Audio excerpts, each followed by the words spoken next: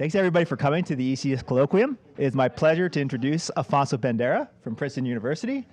Afonso is finishing his PhD there. He was advised by Amit Singer, but if you take a quick look at his CV, you'll quickly see that he's been able to collaborate with pretty much every faculty member at Princeton University. He has interests that kind of really span the gamut of computational thinking, from things in computational statistics, CS theory, imaging, machine learning, and he's going to talk today about particular problems in graph theory and how some new algorithms for understanding how certain things perform on these graphs. There we go.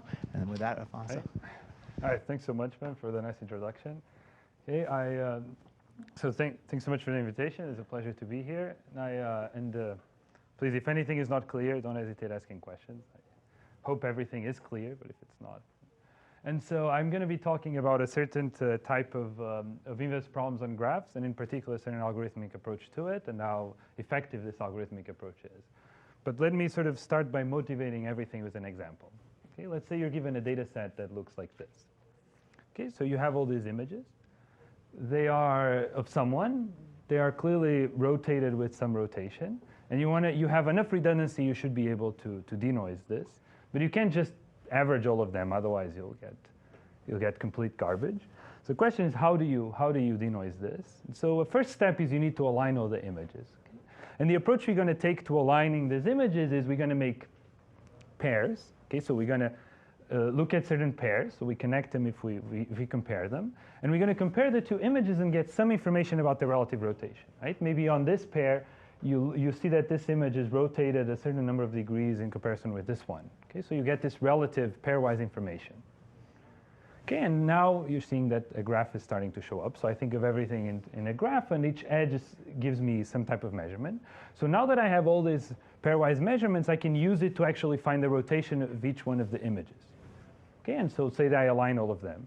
Right? There's no reason for me to be able to align them actually looking like they're looking up. Right? It could just rotate every single one, and I'll never see the difference. But so here, just assuming that I'm able to do that. In particular, we'll never be able to sort of find a global alignment, but we can find a way that it aligns, everything is in the same frame. And now after you have this, you just average and you can denoise. Right? And you see Turing was in this image.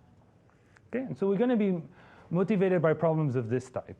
Okay, so let me formulate in a very general sense how these problems look like. So there is a graph, which is sort of the graph that I showed in the image before. On each node, I think of a data point of some type. Maybe it was an image, and I'll show many other examples. And each one as a vertex parameter. Say, I think of xi for node I. Okay, and what I get is some information about the pair of parameters. Okay, maybe a measurement with noise, maybe a random variable whose distribution depends on this pair, something of this type. But really, there is a bit more to it. So these elements belong in a group, and what I get is some information about the relative group element. So this actually doesn't depend just on x1, x2, but it actually depends on say, the relative rotation, or if I'm in some group, the relative group element between the two. So x1, x2 minus 1. Okay, but sort of everything makes sense if there's no group, at least for a while. Think of it, you have n-knowns on each vertex, and the edge tells you something about how they relate in some way. So there's many examples that motivate this. One particularly important one is the cryo-electron microscopy problem. So what this is you want to image a molecule. So you have a protein that you want to image. You want to build a 3D model of it. And the imaging process is here is your molecule. So Mickey Mouse here is your molecule. And the imaging process is you basically get an X-ray transform of Mickey Mouse. So there's an electron source that basically shoots electrons. Or the light loses intensity as it goes through the molecule, and what you see here is how much intensity has been lost, and this is the X-ray transform of the molecule. Okay, so you now, from this, you want to recover the actual 3D model. Now, okay, so clearly you need more than just one, so you take many, and so your data set looks from various different angles. From various different angles, so as the Mickey Mouse is rotating, then you get lots of these projections. Now the issue is that the way this imaging process works, you only get one image per molecule, but you can get the redundancy by just creating lots of chemical copies. But the issue is that you can't tell Mickey Mouse to look at you or to look anywhere. right? This means that you can crystallize the molecule, and this is very, very difficult. So we're interested in imaging molecules or proteins for which you can't crystallize. So this means every time you're taking a picture, Mickey Mouse is looking wherever it's looking. And all you get is all these projections from some unknown rotation. Okay, and the question is, how do you recover Mickey Mouse? You would have to first recover the rotations and then recover. After you have the rotations, this is sort of a classical tomography problem, but the question is, how do you find these rotations? And so in real life, data doesn't look like this. Data looks like this. So this is an actual image from one of these microscopes. Okay? It's even, I mean, if you look at it for a while, you see that there is a molecule here, but you have to look at it for a while. Right? Even the problem of detection is already sort of difficult. Okay, so now I made things sort of a little bit harder. Let me make things a little bit easier. Okay, so this is, you probably have seen this image before. So this is the political blogosphere right before the US elections of 2004. Okay, so what this is for each point, it's a blog. And the color represents which party they're associated with it. Maybe they're more Democrat or more Republican. And connections between these blogs represent links. Just so the blogs just link to each other, refer to each other. Okay, you clearly see a trend for blogs to linking within their parties. And so now, let's say that I remove these colors and I want to actually find the parties of the blogs or partition them with looking only at the links. Right? Then again, their labels is just say Democrat and Republican, and whether they link or not tells me something about whether they're in the same partition or not. And this is giving me the information of the same type. Okay, so let's sort of focus in this example and try to sort of understand it down to the core, see what is going on the very core of it. And a very good model for this is the stochastic block model. So meaning now my group or my labels are just going to be plus or minus 1. I mean that I'm doing my group is Z mod 2. Okay, so everything is just plus or minus 1. So it's exactly the problem as before. Just my labels are plus or minus 1s. What I see is some information of whether I'm between my edges between a plus and a minus, or between a plus and a plus or a minus and a minus. Okay, so the two greens are the same because this is a group. So I just get some information of whether they're in the same cluster or not. And I want to recover the labels. The question is, given these edges, can you recover the labels? Okay, a very nice model for this is the stochastic block model. Like sort of it has a lot of the core difficulties of when things are over just plus or minus 1 labels, and it's sort of clean enough that we can understand it very well. Okay, so I'm just going to draw a random graph model, and what it is I have a random graph on endpoints, and I draw them this way. I have n over 2 points on this side, n over 2 points on this side. I color this blue, I color this red. Now, for each pair of points, I just put an edge with some probability, all independently, Erdős-Rényi style. But if they're in the same color, there's a probability P of connecting. If they're of different colors, there's a probability Q of connecting. Okay, then I jumble everything together, and I take away the colors, and the question is, can you recover the labels? Okay, there's been some very, very nice work by Mosel and a few other people on when can you beat the random guess on this, and is very well understood. And so the question here that I'm looking at is a little bit different. So the question is, when can you recover exactly all of the labels? Not just beat a random guess, but you want to get everything correct. And it's sort of, we also understand what's happening there. And for it to be a sort of an interesting regime of these probabilities P and Q, it better be that each of these clusters is connected, right? If there is sort of a blog that's not linked to anyone, then you'll never be able to see anything about it. So you need to be in the probability of connection within clusters needs to be roughly around log n over n, right? This is the point at which the cluster starts being connected. And so sort of the interesting regime is when P is a constant times log n over n, and Q is a constant times log n over n. Okay? And now the question is, for which values of alpha and beta is exact recovery possible? So for which values of beta is it possible that when I get a draw of this random graph, I have some algorithm, it might not run in polynomial time, that with high probability outputs exactly the right guesses. You might get blue and red off, but it gets the right partition. Again, we understand this exactly, and we know if recovery is possible if and only if square root of alpha minus square root of beta is bigger or equal than square root 2. Okay, so very simple formula that if this holds, then it is possible. If not, it is not. Yeah? As you said that if there is a block which is not connected, then you can't say anything about it. Mm-hmm. But so you already said that there are n by 2 reds and n by 2 blues. Mm-hmm. So using that information, can't you say something about this block outside? Right, if there was only 1 point. But when there's 1 point, there's been many, many. So if you're below this log n over n regime, there's not just one isolated point, there's many isolated points, and then you don't know, right? But yeah, it's a good point. This seems like a pretty sharp transition, which makes me wonder, what is your definition of with high probability? Does it transition from very low probability to very high probability right at that square root 2? So what I mean by high probability here is just, okay, so this is fixed, and then n is going to infinity, right? And I just want the probability to be, say, 1 minus little o of 1. Oh, okay, as n goes to infinity. Yes, and exactly at square root 2, I'm not absolutely sure, but at least as you are, even if you are square root 2 plus epsilon, it already goes polynomially small. And yeah, so but what I mean is 1 minus little o of 1 in n, right? N is the thing that's going to infinity. Okay, so let me explain you how you sort of attack these things algorithmically, and how can we actually recover these things algorithmically. And so I'm going to change the problem a little bit to make my exposition easier. Okay, so this is a very, very similar problem. Now you have, so okay, one thing is that on the previous example, sort of every pair of nodes gives you information, whether they're connected or not, right? If they're connected, it gives you some information that they probably are in the same cluster. If they're not connected, it gives you some information that they're not, right? You have information between every pairs. Now I'm going to pose a problem on which I have some background graph on which I have information. So on each one of these nodes, there's a label plus or minus 1, this xi that's unknown, okay, for each one. And what I see in the edges is just whether they're in the same cluster or a different cluster. The question is, can you recover the cluster memberships? So here it's very easy, right? You just set this guy to be in a cluster, and then you read off what this edge tells you when you set this guy to be either in the same or different, and you just propagate this. Now, the interesting thing is if you put noise. So with probability epsilon, independently on every edge, you see the exact opposite, right? Now, this algorithm of just sort of expanding this information will get everything completely wrong, right? At some point, it will get a mistake, and then it'll be completely random what it's doing.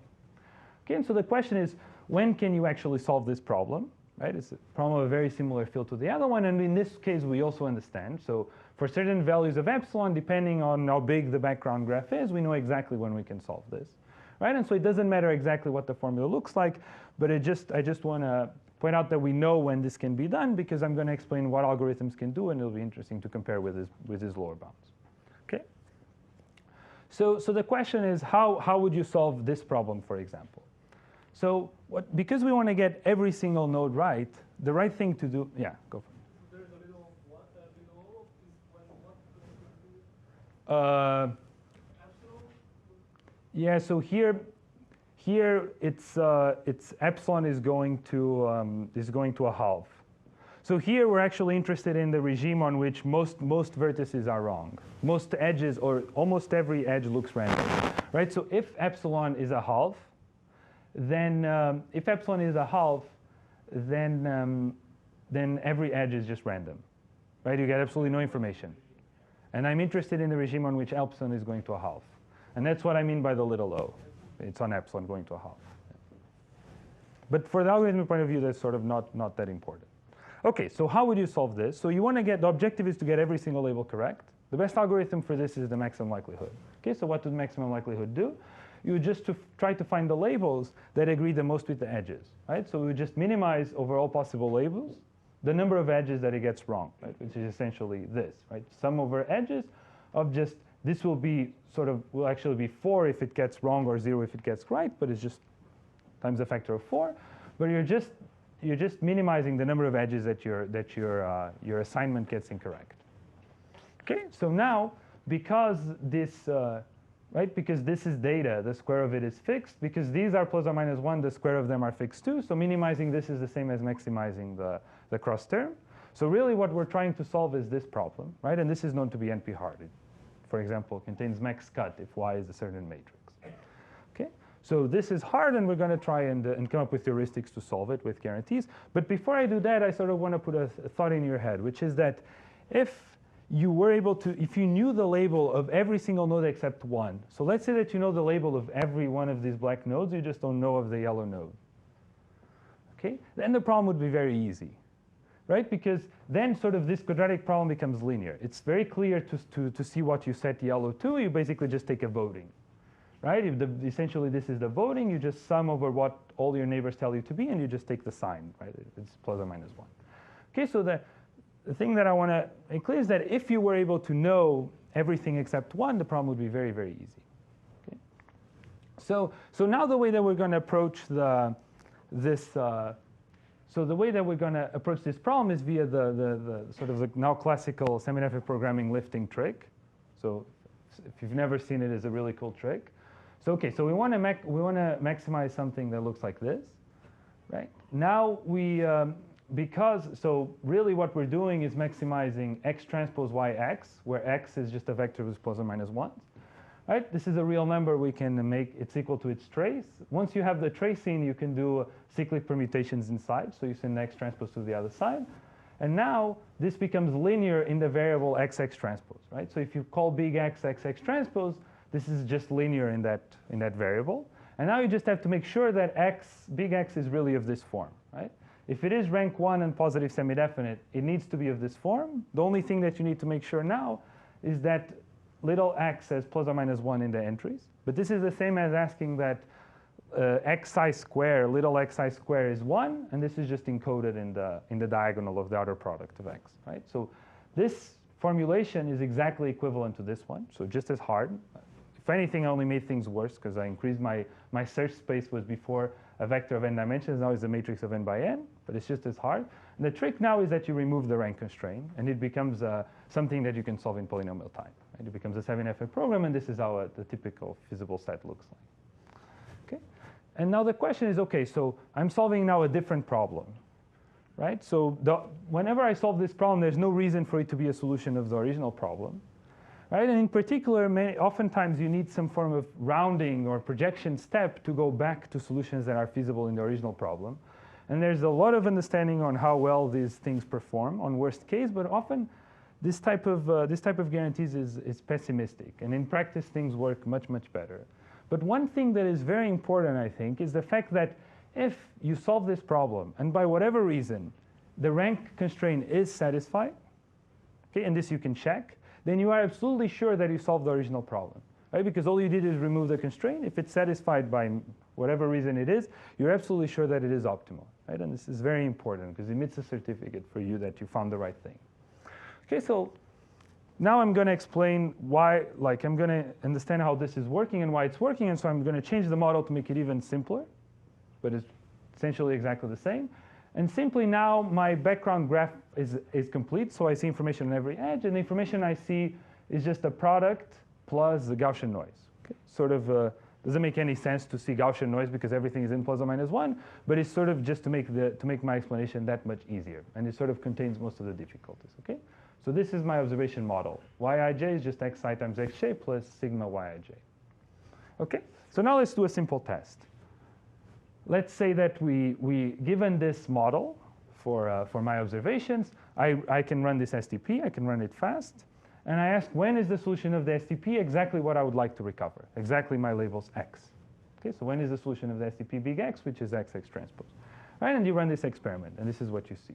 So this is a plot where I take the number of, so the size of little x, so the number of signs that I'm trying to estimate. And this is in log scale, and now the noise. And for each square, I basically run this, say, 10 times for a certain 10 and a certain signal-to-noise ratio, and I color in grayscale how many times I actually got the right thing. Okay, and if it's white, it means you got it all the time. Right, so you see below a certain noise level, and it seems to even be increasing, you get exact recovery. You get exactly the solution that you set yourself to find. And I'm going to show you now a proof of why this should happen below this red line, okay, that you see matches pretty well what happens in the simulation. Okay, so the typical technique to do this is through duality. So in a nutshell, what you're doing is you formulate a dual problem that you know is always bigger than your primal problem. So the task is to prove that a certain matrix X is the optimal solution of the primal. If you find something on the dual that matches it, you're absolutely sure there can never be anything better here, because anything is always smaller than what you found here. And this is a technique called a dual witness or a dual certificate, and this is exactly what we're going to do. So you can, without loss of generality, you can assume that your labels are actually all ones. This is because the Gaussian doesn't see signs, right? It's all, if you flip a Gaussian, it doesn't change anything. So it turns out you can show that 1 transpose, which is now the thing you're trying to find, is a solution of this, as long as you can find a matrix that B that satisfies a certain amount of properties, and you work them out, and you see what you need out of this matrix B, and you see that you can build it as long as the maximum eigenvalue of some matrix is below a certain level. Okay, and there's a little bit of work on going from actually this construction to this requirement, but it's sort of straightforward, and so I'm not going to bore you with the details there. Okay, so we know essentially what this tells us is that the solution that I want to be optimal is optimal as long as some matrix has a maximum eigenvalue below some level. Okay, and what is this matrix? I think of it as the Laplacian of W. So what I mean by this, I take dW, a diagonal matrix, that I think of sort of the degree matrix. If you know spectrograph theory, this would be what the degree matrix is. So it's just a diagonal matrix on the II entry. So on the diagonal ith entry, it just collects the sum on the ith row of W, okay, and puts it there. And LW is just dW minus W. Okay, and what we need to control now is the maximum eigenvalue of this matrix. And now I'm going to do it in sort of the most naive way possible. Just by triangle inequality, because it's the difference between the two matrices, it needs to be smaller than the maximum eigenvalue of minus dW plus the spectral norm of W. Okay. So now let's understand these are just Gaussians, these are Wigner matrices, we understand them very well. Let's see what values these quantities typically take. Okay. Let's see then what we have. So we know where we have exact recovery as long as this bound holds. Let's just see what they are. So what are the eigenvalues of dW? So dW are a diagonal matrix. Their eigenvalues are just the diagonal entries. And what they are, I just collected sums of Gaussians. So they're just Gaussians with variance n. Because I'm taking the maximum of them, I pick up a log n, a square root log n. So the maximum of these is just square root n from the variance times square root log n from the fact that I take a maximum. On the other hand, the spectral norm of W, we also understand it very well. The eigenvalues are in the semicircular law. Moreover, no eigenvalue escapes away from it. So the spectral norm of W is smaller or equal than 2 square root n. Okay? So what this means is that the spectral norm of W is asymptotically smaller than what's happening in the diagonal. Okay? And in particular, it immediately gives you a way of getting a formula. It gives you that as long as this is smaller than that, then you're done, and you just work it out and you get a formula that gives you exactly that red curve that sort of explained exactly what was going on. And now let me convince you that this analysis is completely optimal. Okay? So what we've established here is that only the diagonal matters. Okay, so let's say that the diagonal was actually big. So let's say that the maximum eigenvalue of this was actually big. This means there is a diagonal entry that is very big. And so if you work things out, what you see is that if there was a diagonal element that was too big, then the vertex that corresponds to that diagonal element, so if the jth diagonal element was too big, then you look at the jth vertex of your graph problem, and you can see that if I were to tell you what happens everywhere except in J, you work out what you would predict for J, and you see that you would predict the wrong thing. Okay? So what this means is if the diagonal is too big in the sense of the bound that I showed, then even this super oracle maximum likelihood estimator would fail. So even the method on which you know everything except one node would already fail, and therefore any method would fail. And so it gives an interpretation of why this approach is optimal in these ways. Okay? So, but I showed you a bunch of other problems before, and the question is, can this analysis go through in those other problems? And it sort of can, but you see if you do for this Z2 synchronization problem that I showed and the stochastic block model, they're sort of shy of optimal. Okay, if you work things out, they're shy of optimal, and the question is where is this suboptimality coming from? Just the red means? Yeah, the red is like, shouldn't be there. So this is the lower bound, and this. Just by a constant. Right? Just by a constant, yeah. But it sort of means that you're somehow not. The constant is 2, yes? In both cases, yeah. And I'll explain a bit why the constant is 2. But it means that there's something you're not doing right, in a way, right? And I want to get exactly the right answer to sort of make sure that this is optimal, or maybe my analysis is missing something. So it turns out what the suboptimality is coming on the random matrix part. So this noise matrix W is no longer a Wigner matrix, is now a more special matrix, but it's still random and it still has independent entries. And it turns out what we need to sort of make all these results optimal is a better control on the spectral norm of matrices with independent entries. Okay, so let's say I have a Wigner matrix here, 5 by 5, And now let's consider a slightly different model on which I still have independent entries, but it's no longer nice and Wigner. So let's say that now my matrix is of the form Bij, Gij, where Gij is a standard Gaussian, and Bij is just some number. Okay? So this means that my matrix is still independent entries, but Wij is a Gaussian with variance Bij squared. Okay, and the question is, what is the typical value for EW? So let's say that, let's say just to make things simpler, that the typical L2 norm of each row is the same. Okay, and so what it is sigma square. So the typical L2 norm square of a row is sigma square. So this means that if you work out what the expected value of the spectral norm of dW is, it essentially is a bunch of Gaussians with variance sigma square. You're taking the max, so you get something like sigma square root n. Okay, and the question is, what is the one for W? We want it to be asymptotically smaller than that so that everything carries through. So if you go in the literature and see what results exist, essentially perhaps the most successful one is this non-commutative Khinchin approach, which is like the same as matrix Chernoff, matrix concentration. They give you sigma square root n, square root log n. So essentially it gives you the same thing as the diagonal part, and this is sort of where that factor of 2 is coming from, in a way. But on the other hand, if you think Wigner, the square root log n isn't there. And in fact, you can get a bound without the square root log n by just essentially comparing to Wigner. So you get like sigma star is just the maximum of all the Gaussians times square root n. But if, I mean, in many, many cases, this one is not good either. This square root n, in many cases, should not be there at all. It's completely off in many, many instances. And on the other hand, you have lower bounds, right? So I said the typical L2 norm of a row is sigma. On the other hand, you should not expect to get a bound better than sigma star square root log n, right? Because it's the typical size of the largest entry of the matrix. So the spectral norm better be bigger than the L2 norm of a row and the largest entry. And the amazing thing is that this is the only thing that's needed. So essentially, the typical value of the spectral norm of this is just the sum of these two quantities. Right? And so what this means is, because sigma star is just the maximum of the variances and sigma is the sum of the variances, sigma star will be much, much smaller. And so this means that the dW bound is much bigger than the W. And so now that we have this new bound on the random matrix side, we can argue indeed that the spectral norm of the off-diagonal parts are much bigger than the ones of the diagonal.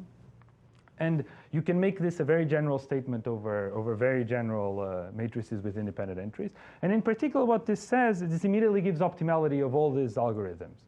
So it gives you it gives you an interpretation of why they're working. So it tells you that the STP for this Z2 synchronization problem, it works. So the spectrum is OK as long as the diagonal is OK. And this just means that every node is involved in more correct edges than wrong edges. For the stochastic block model, it tells you that the STP works as long as every node is more connected within its own cluster than to the opposite cluster, which is sort of, if you're not there, nothing will work, right? So the diagonal encodes in degree minus out degree, and sort of this tells you that as long as that's OK, you're OK. But one of the really nice things is that this is exactly the same reason of why an Erdős-Rényi graph gets connected as long as it has no isolated nodes.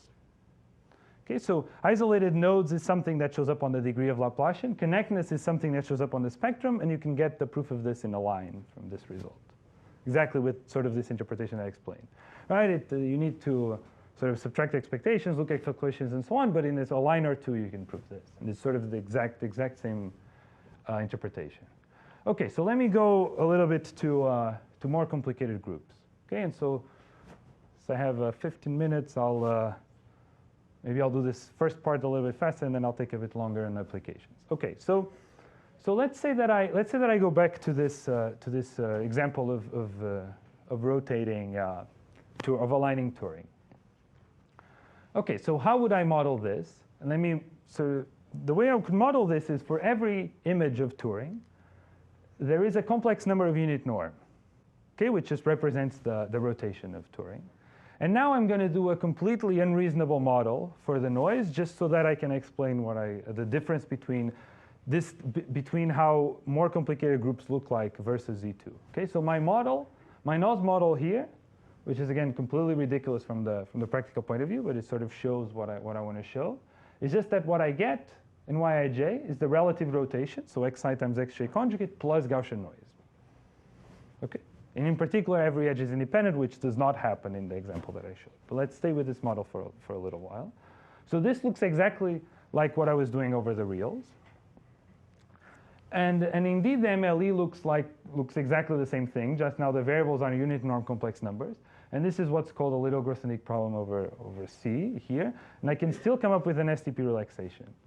Okay, but now there's something that changes. So even if I could solve the maximum likelihood problem, because now my search space is continuous, I'm never going to have this exact recovery phenomena. I'm never going to see X back. And so the right question to ask is not when is the STP going to see X back, but is when is the STP going to find the MLE for you? So when is this STP going to satisfy this spring constraint that I removed? Okay, and so you run the experiment, and you see exactly the same type of phenomenon. Okay, and there's guarantees for this type of problems, but they usually look of the type. So this is sort of the true solution. XX star is sort of the planted thing, the ground truth that you want to find. And guarantees are usually of the form, the solution the STP finds is close to that in some norm. But this does not capture this deeper phenomena, that it's not only that it's close, but it's finding the exact MLE, right? And so the nice thing about this is that not only it finds exactly the MLE, but you get a certificate that it found the MLE, because you can check a posteriori whether the rank is the same or not. And so this is very different from other heuristics like EM, for example, where you might actually find MLE, but it's always hard to know a posteriori if you're stuck in a local optima or not. This really gives you, not only finds the solution, but it gives you a certificate saying that it did find the solution. And so we're able to prove it in this very simple problem. And sort of the idea here is that so I'm trying to represent here the rank 1 solutions by this ridge. And this is where the ground truth point is. Okay, so I'll go a bit fast on this. It'll just be for experts at this point, I guess. And so what you want to show is that you stay on the ridge. So you want to show that this doesn't happen. Like you actually, your optimal solution is on the ridge. And the difficulty is that you can't, building the dual certificates, you're doing it around an implicitly defined point, and that's really what makes things hard. And the way we managed to do it is essentially by controlling, very high level, what's happening is that we're controlling the gradient in two different directions.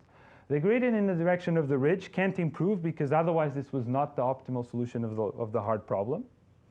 And the gradient on the other side you show cannot improve in any vicinity of the ground truth. So these things together give you this rank recovery phenomenon. Okay, and we can show below a certain noise level that we do indeed see this phenomenon. Okay, so we see this for a lot of problems, like can list a large instance of this. One of which is sparse PCA by Martin Wainwright, for example, where he establishes actually this property in some way, so this is a place where it's established. It's established for this problem here, and all these other problems we see it and we don't know how to do it. That's essentially the state of the art. And it'd be very nice to understand why it's happening in this place, especially because it emits this certificate. And so, okay, and so let me go now to really interesting groups in the last sort of 10 minutes. Okay, so I'm sort of, my groups are getting more and more complicated, and the type of guarantees that I can emit are getting weaker and weaker, but the applications are getting more and more interesting. Okay, so let me pose a slightly different problem. Okay, let's say you're doing something like radar. Okay, so there is a signal, X lives in L dimensions. And what you see, let's say you send the signal, it comes back with some shift, right? So what you see is just, you see shifted versions of this signal. So you see X shifted by some Li, right? And the question is, can you find the shift? Okay, it's very easy. You just align the bumps, right? Real life has noise. Okay, so what you see instead is this, but it's still sort of easy to detect this bump. Now, the problem we're interested in is on which you don't actually know what X is. So because the real application is not radar, it's more to create a toy problem for this molecule instance. But you can also think of say, it's called a license plate problem. Maybe a criminal is running away and you take pictures of the license plate, and the license plate is shifting as you take the pictures, and you want to align it, for example. So in this type of problems, what you see is only noisy copies of a signal, right? But here it's still sort of easy to match the bumps, right? You can sort of declare this to be a special signal and shift everything to match with it, and it works reasonably well. But real life looks more like this. It's sort of hard, how do you align all these things, okay? let me tell you what people do a lot. Okay, so let's go back to this Turing example. Okay, so let's say I have a Turing, and I produce shifted noisy copies of it. And so I have many of these images, or maybe not that many, some of these images. They're very, very noisy. And the question is, who was there, right? I don't know. Take Turing out of the picture, and I ask, who is there? Someone comes and says, OK, I think Einstein was there. And I say, OK, if you think Einstein is there, then it's sort of easy to find what the shifts are. You just align all these noisy images to Einstein, right? This is how you would solve it. And this is also how a EM procedure would work if it started with Einstein. And so you do this. And now you aligned all these images, and now you average to denoise. And what you see is you start seeing Einstein. I don't know if you can see it here, the hair, the tongue, and so on. So this is a big problem in imaging, in biological imaging. They actually call this Einstein from noise. So this example is used a lot. And instead of Einstein, what they do is they take all these images of these molecules, and they have some prior chemical belief of what it should look like. And then they do this with their chemical prior belief. And in the end, they end up confirming their beliefs. You see why. And then someone writes a paper a year or two after saying all you're seeing is Einstein from noise, and there's like very fierce arguments on the literature about this. This is a big, big pitfall. So there's really a need for model-free methods. And in particular, we have sort of moving all this stuff that I explained over Z2 to this group, the group of in this case of rotations on the plane. Then you can come up with an SDP. And we have sort of a recipe to come up with SDPs for a lot of these problems where there is a group and you see this pairwise interaction. And this SDP seems to work better than any other method. And so it corresponds to this blue line here. And it's not so surprising, because this SDP is actually using all the information, while all the other methods they're not. They're just using maybe they're using some form of invariance where they only use the same information. Maybe they're first aligning some of them and then they're doing sort of heuristics that don't use all the information. But one of the amazing things is that we see this rank recovery phenomena. So this is a typical instance of the problem. So for varying levels of noise, and you see below a noise level, you see that. So this represents the empirical probability of seeing tightness, and you see that it's 1. We're always seeing tightness below a certain noise level. So this is something that I would love to understand, but well, we don't. We have guarantees for this, but they're way off from actually explaining why this is working so much better than other methods. And you see, so this is with very, very few images and very noisy, but even with that, the SDP is starting to give Turing. You sort of see that Turing is starting to show up, and if I put more images, we'll start giving a very good image of Turing. You need some post-processing, because it tends to do something to the frequency of the signal, so you need a little bit of post-processing that I didn't do here, but this is sort of clear what to do in that step. Okay, so this approach of sort of estimating group elements for nodes when you have pairwise relative information has many, many applications. Okay, so in the last 5 minutes, let me talk about a few of them. So it looks a lot like, and the STPs do look a lot like the STPs use this, but it's very related to something called the unique games problem, which is very important in theoretical computer science. So I'll explain what it is. I don't know if everyone is familiar, so I'll, on the safe side, and explain it. So the unique games problem is the following. You want to color a graph. You have a list of colors. Say here 3 colors, red, green, and blue.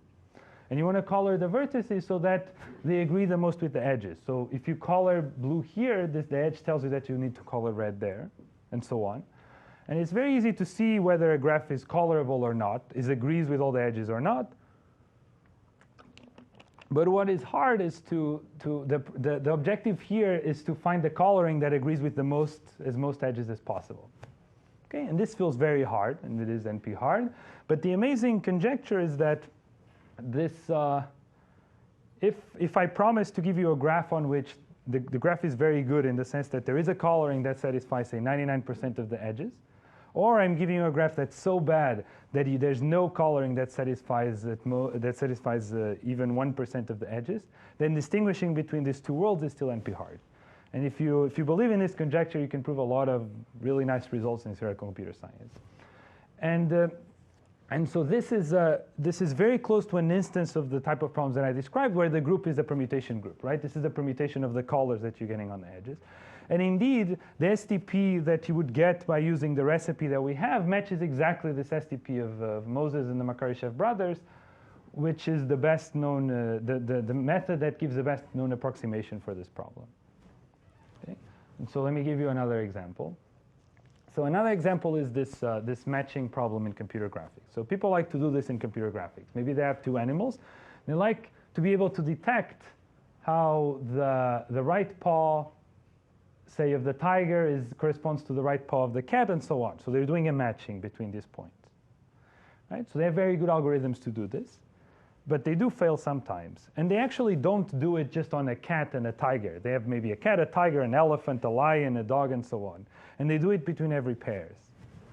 Right? But now, if you have all these things, it better be that triangles are closed. Right? If I go from the right paw of the cat to the right paw of the tiger to the lion and back to the cat, I better end up in the right paw. Right? So you have this extra information that you should be able to use to clean up, possible mistakes that this pairwise algorithm did. Right? And now if you think about it, what you're really doing is you're really finding a list of the feature points by, say, right paw, left paw, and so on. So you're really finding a permutation of the feature points of the cat, and one of the tiger and the elephant and the lion and so on. And really what this pairwise algorithm is telling you is what the relative permutation should look like. So you can fit it exactly into the other framework. And if you follow the recipe to get the STP, it exactly matches an STP that has been very successfully used by the group of Leo Gibbas in Stanford, where they can clean up a lot of these pairwise mistakes. Okay, another example is this camera motion estimation. So there's this nice challenge which is known as build Rome in a day. So the idea is you want to build a 3D model of Rome, and you have 24 hours computing power. And the data, it comes in the form you go online and you download pictures that tourists took. Okay, so you have all these pictures of Rome, and now you have to find where they were taken from. Okay, so the position and the angle. This is an element of the group of Euclidean motions. And by comparing two images, you might see, say, this part of the Colosseum in both of them. This tells you some information about maybe they were taken a few meters away, or their relative angle is of some value. So you get some relative information between the images, and you want to find the position of every single one. Right? Another example, yet another example is sensor network localization. So here you have a bunch of sensors. Essentially, all they can do is measure distance between each other. So given all these sensors, you know the distance between the sensors, right? And you want to find their position. So you think of their position as an element of just translation, say, here on the plane. And clearly, the distance depends on their relative positioning. So you're getting information, some type of information about their relative positioning. And you want to get all the positions. And there's many, many, many other examples. And so sort of just a 1 minute explanation of there's a lot more questions than answers. This is sort of only scratching the surface.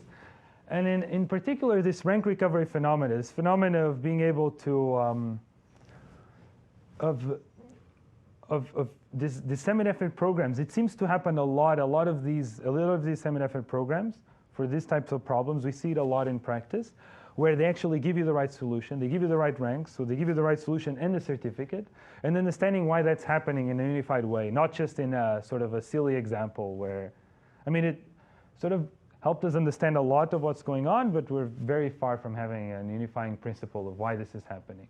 One big issue that it's very hard to take into account in analysis, and a lot of the analysis does not take into account of the many analyses for algorithms of this type, is that in real life, the noise is not on the edges, right? So here, say the stochastic block model, I'll say maybe they connect with some probability, maybe they connect they don't connect with some other probability.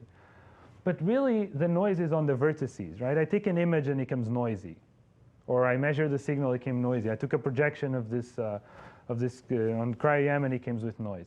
So this creates noise on the edges, but very, very dependent noise in the edges with very nasty dependencies. And taking into account that seems quite difficult. And in particular, it seems that, at least on the practical side, it seems that this noise on the vertices issue makes the semi-definite programming approach particularly good in comparison with other heuristics that are usually very successful in things like the stochastic block model. And understanding that is definitely very, very interesting. One thing that in many problems we don't even understand is even if we could solve the maximum likelihood estimator, what properties we would have. Even that we sort of don't know. And I mean, I guess I'll talk a bit more about it tomorrow, but we have some ideas of how to actually use this for the cryo-EM problem to push the resolution down. And yeah, I mean, many other questions. Yeah. So I guess, thank you, and some advertisement to my blog.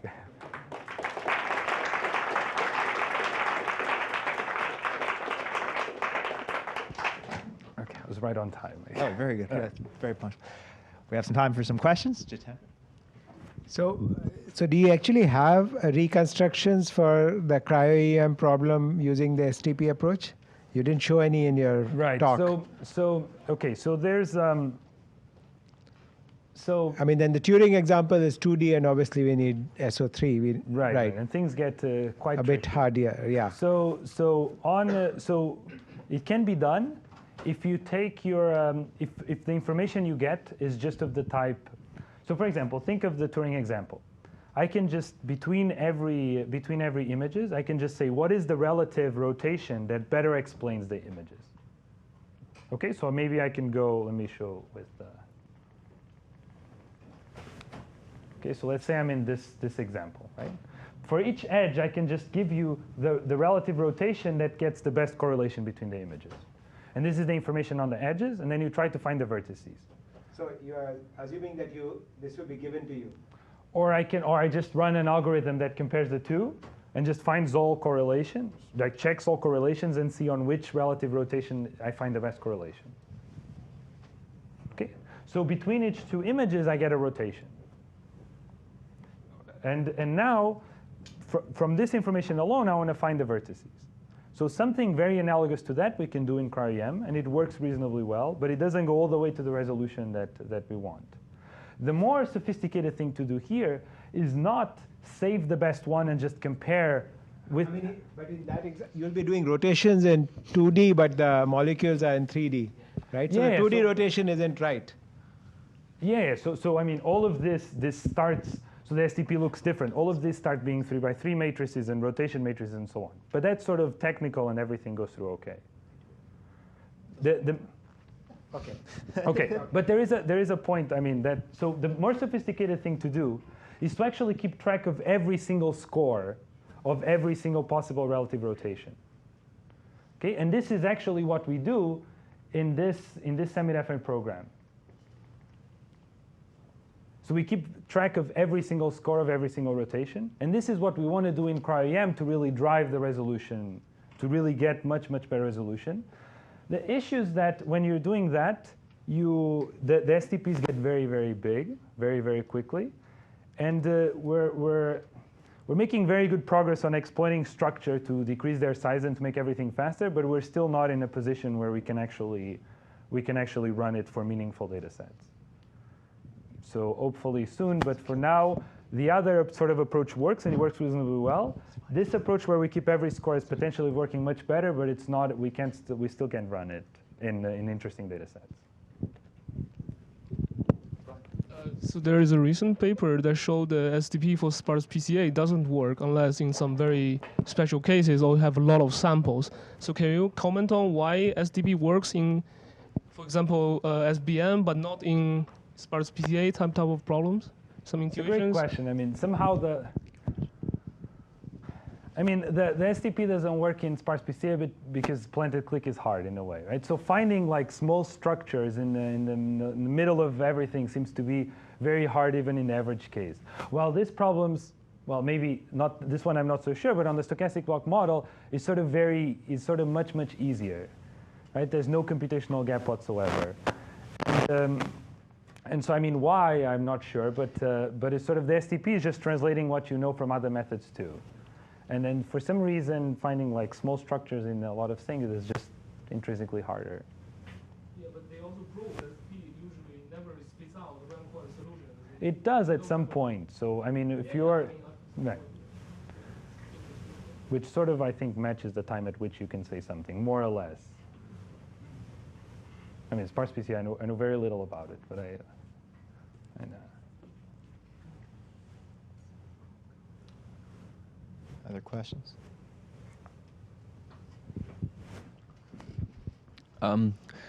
You focused a lot on exact rank recovery, and I can certainly see why that would be desirable. But if I gave you a bound on the solution of an SDP and I said it's close to a rank 1 matrix, that would probably translate into a kind of epsilon accurate ML solution, which might be sufficient, right? I mean, the ML problem is noisy already, so we don't need to solve it exactly. True. I wonder if you can comment on that. Yes, so this is definitely true, but one of the okay, in some of these problems we can't even get that. I mean, we can. This is what I mean by stability guarantees for high SNR, but they're sort of meaningless for the type of noise that we're trying to deal with. So even that type of analysis on these problems like this one on cryo-EM we can't do. But one thing that the rank recovery gives you is that it gives you the certificate that you're solving the right thing. And so this is something that, I mean, especially after seeing the type of pitfalls that you can get into by model bias and things of this type, having a certificate that you actually found MLE can be very useful on a posteriori discussion. And I've been sort of very interested in methods that output this type of certificates. And an analysis of that type is not able to. I mean, when you solve it, you sort of don't know if you found a good solution or not. So let's take the rest of the questions offline and thank Afonso right now.